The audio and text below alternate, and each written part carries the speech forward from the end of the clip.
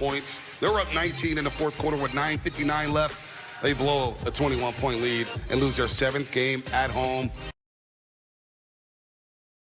Steve, what were the factors that you saw that added up to the scoring drought in the fourth quarter? Well, I thought we kind of lost our spirit and our energy when they made that push. I thought we closed the third quarter pretty strong. They had made a good run, and then we closed the quarter strong and went into the fourth with a 14-point lead. But we did not sort of maintain our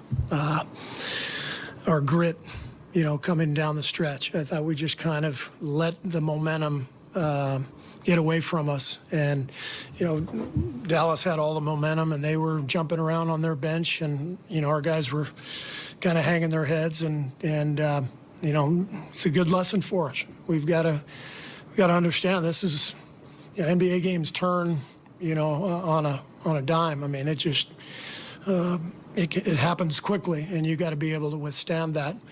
And we can't just say, well, when Draymond and Andre are back, we'll be better. It doesn't matter who's out there.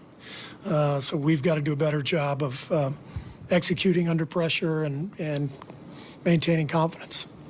Besides, I guess, the emotional aspect that you're talking about, what schematically changed, or what changed on the court in that drought? I think they went small to start the fourth, I think.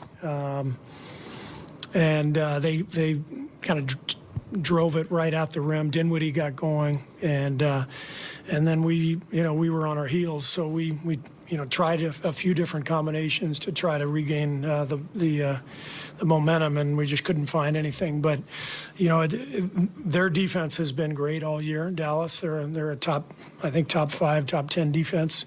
And I thought when they went small, we didn't respond. We missed some open shots, and they just seized the momentum.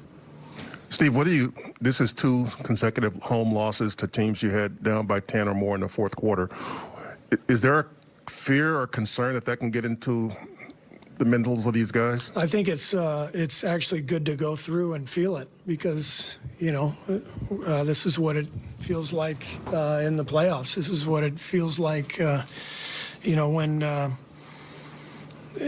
when you're playing against a really good team, and the game's never over. That's why we stress all the details we do, over and over again. That's why we practice everything we practice. We made so many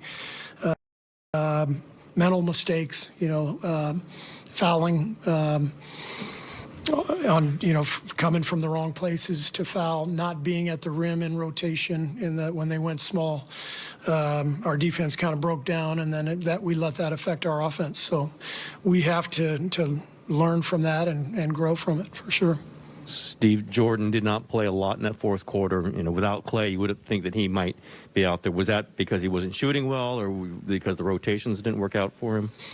He just wasn't having a great night, so I decided to go a different direction.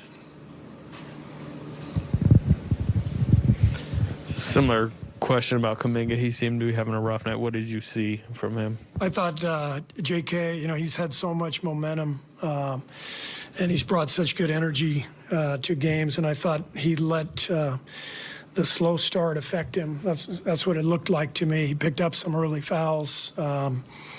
He took a couple quick shots right when he got out there. Nothing was going his way, and that affected his defense. And he's a rookie. These are all the lessons, and that's why he's got to go through this. One of the things about this league is you have to be able to find a way to perform when nothing's going your way, and you got to find a way to bring the energy and the juice that your team needs. And so, as I said, I didn't love our team-wide collective energy tonight, when the game started to slip away. And, I thought that was not just one player. I thought that was team-wide. Steve, Wiggins is shooting like around 40% from the free throw line this month. Do you think that's affecting what he's doing? Do you think there's any kind of lingering effect in his mind, or Does he just have to start making free throws? No, he'll be fine. He's always been a good free throw shooter. He's in a little bit of a rut. It happens. He's working hard on it, and it got him a little bit tonight, but he'll bounce back from that. How difficult to regroup from this on the road? I mean, I asked you about it before the game, but obviously kind of a demanding stretch coming up here. Yeah, really tough stretch, and it'll be good for our team to have to respond. And as I said, it's only going to get harder when we get to the playoffs. So you have to feel, and we have a lot of young guys, and we have a lot of guys who haven't played, in the playoffs or deep in the playoffs. So these are great games for us to feel, but we have to learn from them and respond better. And you said before the game you were already thinking about the back end of the trip when you have the back-to-back, but this is also sort of a... You asked about it. Yeah, so that is correct. I had to answer it because I'm not thinking about the back end of the trip. No, I understand. I'm thinking about Minnesota, yeah. But that's my story, so that's what I read. But my question is sort of, it's an unusual trip. Geographically, there's a lot of miles, and obviously Denver was added to it, which makes it even more challenging.